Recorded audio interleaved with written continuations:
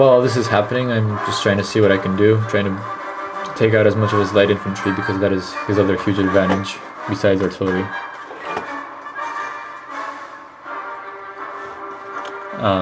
What else is happening? His dragoons have routed. Let's see, his cavalry is tired.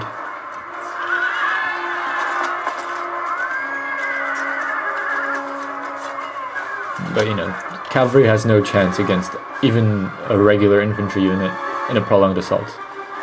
The entire benefit of cavalry is in its ability to rout units quickly. In a lot of my battles I use cavalry fairly effectively, and I observe that there's very few casualties that the cavalry actually inflicts on the enemy. It's generally something around 50 units. But you'll see that a lot of units rout just because of all of the morale effects of being charged from behind down a hill. So they're just a very versatile unit. By this point, I've mostly expended all my cavalry besides the winged hussars, which are probably the most important unit in my army. His cavalry has finally routed. Some of my light infantry has stopped routing. My own artillery has stopped routing. As you see, there's only, let's see, 10 of them, which is just enough to wield 2 cannons.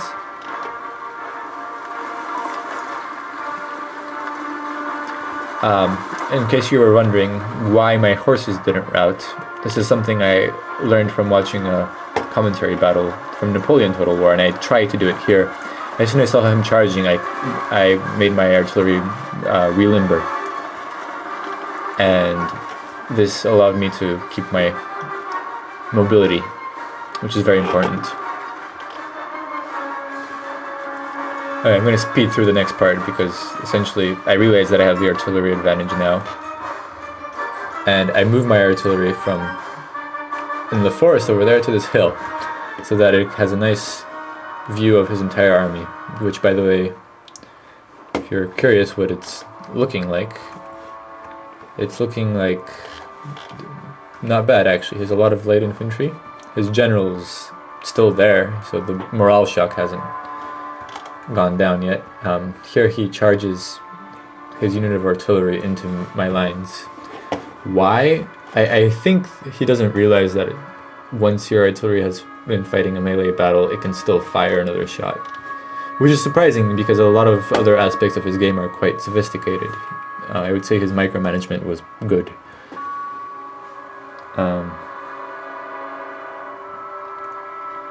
Anyway, I have a little bit of my army is hidden here. 2 remaining units of Uans, which will still be useful for me. Okay, here my artillery has finally gotten to the position I wanted it to get to.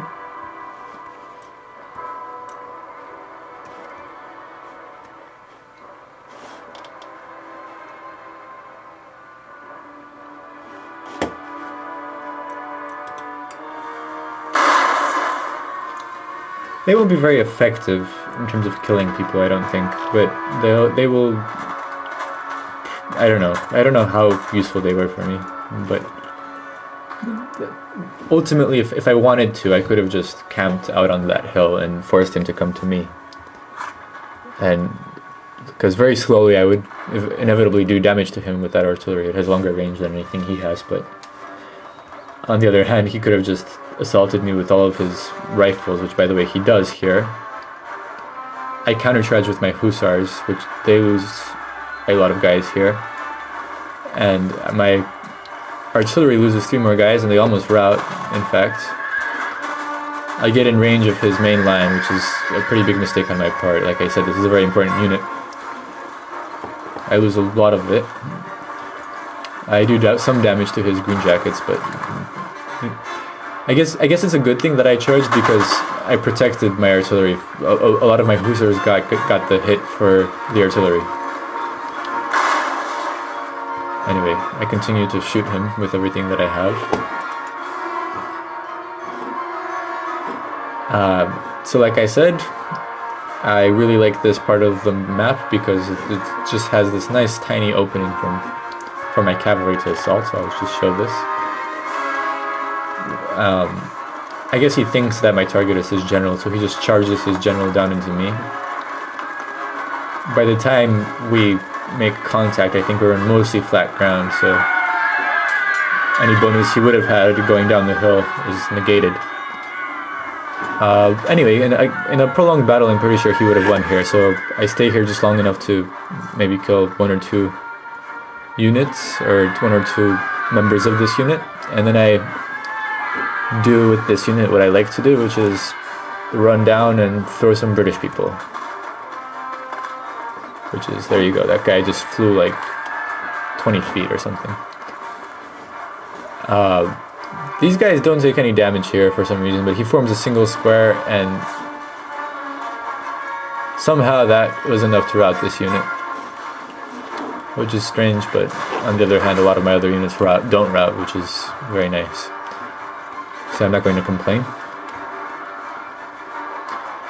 So let me give you guys a little spiel on what I think of overly defensive armies. They're good. Like this army here, I think would have beaten many players, especially players who don't like to be aggressive and attack. Oh, before I continue that, I do attack with my other unit of Uhlans. I kill his general, and I run down here. Because when I force him to go into square, which actually probably shouldn't have gone into square here, I only have like 11 guys that are charging him. But as you guys probably know, this is vulnerable to an assault by my infantry. Basically, squares are very vulnerable to gunfire shot. They're clustered targets that are easy to hit. So you'll see this volley will kill a bunch of British guys.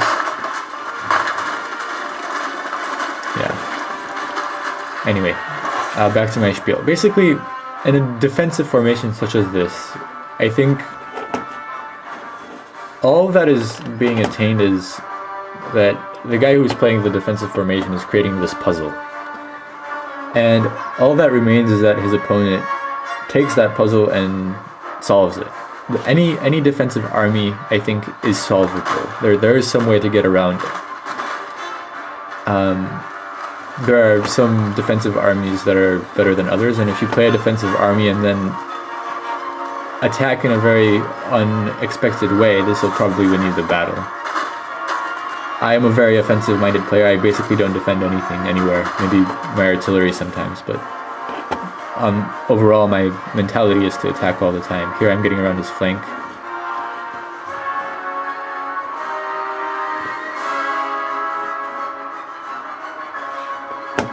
I charge in with my healthy unit of hussars, and he does get a volley off. Actually no, he gets a volley off against my infantry. My hussars take no damage from this assault. They continue, they go straight into this unit of light infantry, which by now is unprotected. These New York guys are completely wiped out, basically, so this flank is mine. And this charge of hussars basically forces him to reposition his entire army. He retreats up the hill. And he's chasing my guys, which basically lets me advance forth with the rest of my army. He leaves his light infantry behind. And this is the sort of thing, if you're playing my type of army, you just need to take advantage of immediately. I charge it. I don't even know whether this is a good charge at first. I check later that these guys aren't facing my direction.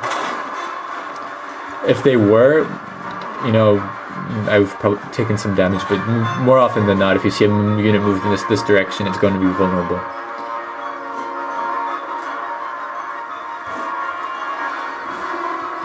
Anyway, I retreat my winged hussars to this corner over here, and the army that was chasing them basically winds up on top of the hill. These green jackets don't even get a chance to fight against my line infantry, which is coming up, because they were busy trying to fend off the hussars, which did some damage, and then they very quickly